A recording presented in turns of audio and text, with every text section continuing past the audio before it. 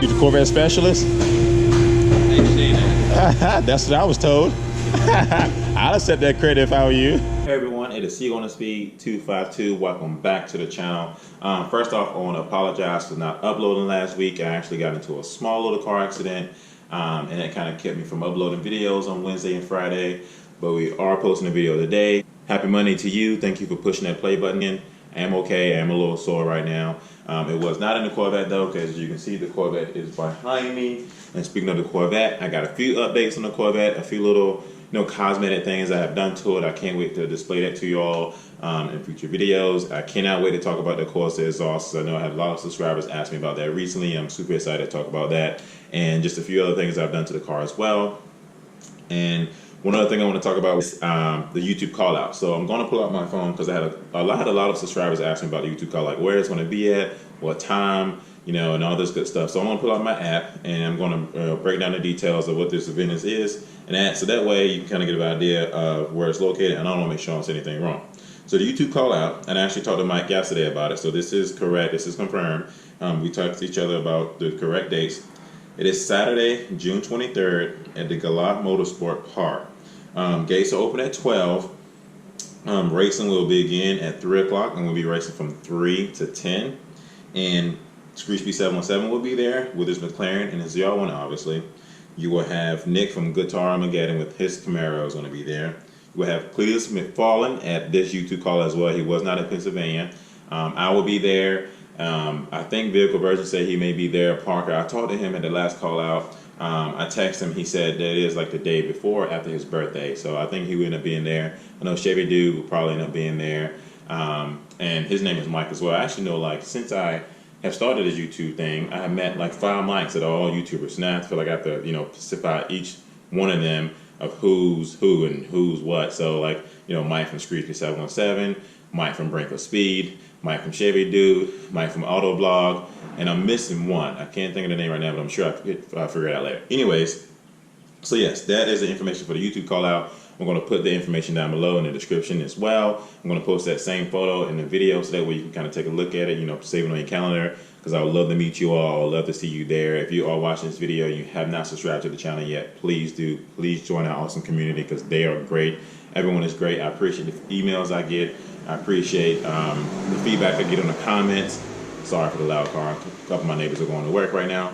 And I appreciate everything you all, do for me, and I enjoy reading your comments. I appreciate, just the support that you all give. I know my channel is still small, and I'm hoping to grow to something amazing to grow with you all and just be there. And I hope to see you all at the call out. I will plan to hopefully set up a booth, and I'm hoping to have some merch there. I don't know exactly what I'm going to, have out there just yet. Maybe some key tags, maybe a few posters, maybe some shirts. I have got a logo done and finished.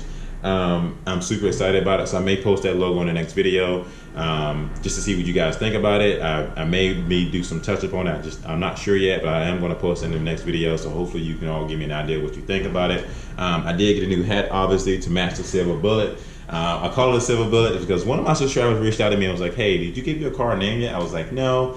I didn't know people still did that, but some people do give their car's name, and so he was like, hey, you thought it was a Silver Bullet, and I think it works. I love the way it looks. It's chrome, but the silver, it is what it is. I think Silver Bullet's nice. So right now I'm going to call it that until either I think of something else or until, maybe I don't know. But at the end of the day, I got a new hat that's done. I don't think I'm going to sell this or anything. This is just the hat I got done to match the car now. I'm pretty much going to wear this a lot along with the other one, the YouTube, and, just representing in general.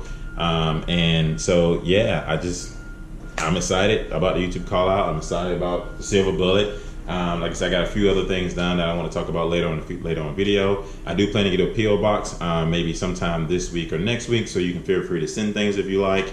And I will, obviously post that in the videos as well. Give you a shout out on that as well. Feel free to see anything that you would like, and I appreciate anything whatsoever. I love my community once again, so I will get a PO box, and once I get that, I'm going to put that in the description as well, and along with putting in the videos. The whole point of this video is pretty much the Corvette, right? So recently I have had a few issues with the car, nothing anything major that you'd be like, oh, whatever, I need to get rid of it, nothing like that. But obviously I just got the car back from the dealership. I took it in because I had washer fluid leaking and the cool seats. And so I want to get into details about those things. I'm going to say the washer fluid, it was definitely leaking. The video from when it was slightly on a hill, so I don't know if that kind of helped anything. I know when I parked it like this, it wasn't leaking, but then this one came from the hill, and then that was like the knack knife. But there's again from two different spots. I moved it forward and moved it back just a little bit, and there it is again, and there it is again, and there it is again from the time I moved it from the garage. There is like the blue fluid that was on the ground, so I was assuming that was it. Leaking. I don't know that people that had, you know, Grand Sports or Stingray or 06, if you had any issues. I do know in my driveway when I parked on the slant hill, there was washer fluid that was definitely leaking from it. At first I thought it was water that was leaking from, you know, running the AC, but it was definitely blue. You probably see that in the video as well, that it was definitely washer fluid. I know that one day I went out with my car club and we was riding out as well. We went to a parking spot. I kind of parked on the hill. On the same angle, it was still leaking as well. So that gave me an indication it was definitely leaking. I didn't know if that was like loose hose or anything like that. But, you know, I took it to the dealership because it's still in the warranty. Do not void your warranty. Why that's on my head, do not void your warranty. If you're in the market right now for a Stingray, Grand Sport, or 06, do not void your warranty. The UPS man, do not void your warranty. I'm telling you right now, it's a bad idea. I know I've been going back and forth to whether or not I want to void my warranty. I know I went into the Corvette forum thinking about voiding my warranty. I want to speak with guys in there, speak with Corvette owners, future Corvette owners, previous Corvette owners, and you know, we all love modifications, right? We love making our car fast. We love doing whatever we can to our car to make it look different and unique, and I'm definitely unique. But voiding your warranty is a bad idea. I said it because I was considering voiding my warranty like 2 months ago, right? And with the little amount of issues I'm having right now, I know the dealership are supposed to prove that what have you done to your car affected that, and that's the reason why I broke it down. I understand that, but me personally, I don't want to go through all that house with all that stress saying, oh, this is what you did, so this is why this is voided. Heck no, I ain't doing anything to my car. I'm gonna leave it the way it is, because when you void your warranty, you get more issues and more issues and more issues. And I have another fellow YouTuber who watches my channel who used to own a yellow Stingray, and I can't think of his name in the moment, so forgive me if you're watching this, I apologize. But he, you know, he had a Stingray, he modified it, and he said he had issues after issues after issues with that thing. And so he also advised you don't void your warranty. So if you're in the market for a future Corvette, any car in my opinion, and you can certainly modify it, unless you work on your own cars, unless you know someone who can really, you know, do some really good work for you, or you really know someone close to the dealership, which I do. I do know people at the dealership. My dealership are very supportive. I love those guys. Clinton, Dan, you know, my tech guy, Jimmy, all those guys are great. So, you know, I support them, they support me, they support what I do, I support what they do. So I have some really close friends there, and I'm sure they'll work on my car in any way, shape, or form and get it taken care of. But, you know, at the end of the day, just don't void your warranty, because it's not worth the money. It's either you're going to pay the money now or you're going to pay it in the background, right? Like, you're going to pay money to get your car modified. Once it breaks down, you're going to pay more money to get it taken care of in the future. So just avoid that cost. Anyways, back to the washer issue. The washer fluid was definitely leaking from my end, but when I took it to the dealership, he couldn't figure out why it was leaking. So right now, we're going to wait and see what happens. They definitely said if it keeps leaking, just bring it back in. They'll take a look at it again and see what happened. Granted, when they had it on the lift at the dealership, it wasn't leaning at a specific angle, because that would be bad, obviously. So it wasn't leaking from that specific reason. The next thing we're going to talk about is that I'm definitely not happy about Chevrolet. This is a Chevrolet thing.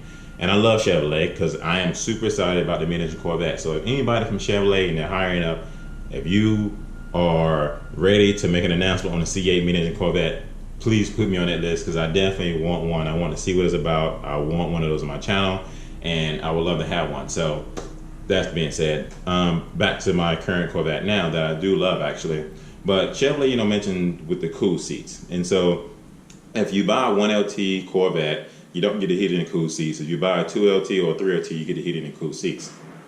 I used to own a Silverado, a 2014 that I absolutely loved a lot. In that truck, it had heated and cool seats. So most of my cars had heated seats. Took full advantage of it because I love heated seats. Because when it gets cold here in the wintertime, and Virginia, even in North Carolina, it gets really, really freaking cold. So the heated seats always became a positive thing for me. I enjoyed it. I know it's a preference thing. It is what it is. And a lot of people, you know, when you get used to something, you can't really go back to something, right? So in my Silverado, I had heated and cool seats. When I turn on my heated seats in the wintertime, it works phenomenal. When I turn in my cool seats in the summertime, it works freaking awesome. When you turn on the cool seats, if any of you got a Silverado, see if you can vouch for this, but when you turn on the cool seats in the Silverado, oh, it felt amazing. I feel like I was getting a massage because you can hear like the vents, like the fans sucking in the air within the vehicle and cooling down the seats. Well, little did I know, that's not the same way it works in the Corvettes. It's the complete opposite. So instead of Chevrolet calling it cool seats in the Corvette, they should have called it just ventilated seats. Really? All it does is turn on a fan down there. Yeah. Blow the air through your seat. Yeah, I couldn't hear it. When I usually turn on, I would hear the fan come on, but I couldn't hear it the last 2 times I tried to turn on, but I heard it in the passenger seat. Right. So yeah, I don't know. Right now it's working fine. I checked to make sure there was no codes or anything set. Maybe. Okay. But, because it does not cool anything down. I went to the Corvette forum before I bought this car and had a couple of people complain about, how the cool seats didn't work that great. In my head, I'm thinking, like, okay, that's just them. They just probably complained about it because, maybe their car had an issue. No. I should have listened to what I read because I'm having the same issue with mine. They're not really cool seats. They're just ventilated seats, right? So like when you mash the button, I think one day I was driving it last week. It was like, 98 degrees. I think it reached like 99. And I was like, get to 100 so I can just talk about how it was 100 degrees here. And it did it. It got to 99. And I didn't realize it. So I had the top off. So I turned on the cool seats at the time. And I'm thinking like, man, this crap it's not working. I'm getting frustrated because I paid all this money for a 2LT to have heated and cooled seats, and it wasn't working. So I took it to a dealership. I took it to the back. They called me back to the back and was like, hey, Clarence, everything is working just fine. I was like, well, I can't hear the fan because what happens was I turned on the cool seats on the passenger side and I heard the fan running. So I was like, okay, the passenger seat works. So I turned it on in the driver's seat. I didn't hear anything running. And so he brought me to the back and we mashed the button. Little you know, the fan was running. So I was like, what the heck? And come to find out, it's not really a cool seat, so it's not the same as when it was in the Silverado. So I got spoiled, right? Like I was in the Silverado, turned on the cool seats, it kicked on, you can hear it running, you can feel it. It was just awesome. But in the Corvette, it's not the same. It's ventilated seats. So instead of calling it cool seat Chevrolet, if you'd have posted on your forum or posted, within the description saying ventilated seats and heated seats, that'd be a totally different than saying cool seats and heated seats, because really the seats don't really get that cool in the 2LT. And for all you that have the 2LT or the 3LT, if your seats, cool down just fine, let me know down in the description below. Maybe I need to get my, rechecked, I guess, or figure out there's another issue with it, because my seats just don't cool down that much. And granted, I didn't go with black interior because I didn't want to have a scorching hot back when it's freaking 120 degrees outside. So that's why I went with Kalahari. And so, yeah, so if you have a 2LT and your seats cool down when it's like 98 degrees outside, let me know, because I want to figure out if it's just something that's going on with mine, so you feel the same way.